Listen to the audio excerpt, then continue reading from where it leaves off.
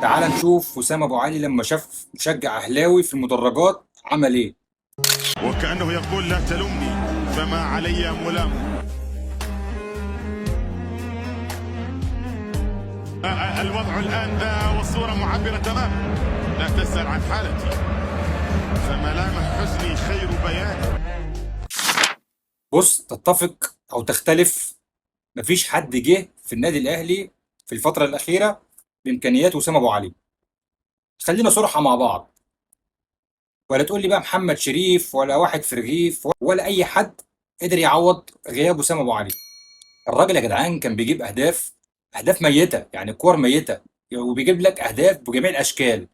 ضربات جزاء تلاقي، فاولات تلاقي، كور ميته تلاقي، هيدر تلاقي.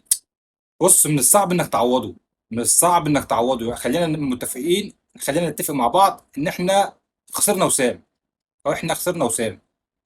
بس يا ترى، يا ترى لما يجي عماد النحاس هيقدر يخلي جريتشار ومحمد شريف بنفس الكواليتي بتاع وسام ابو علي؟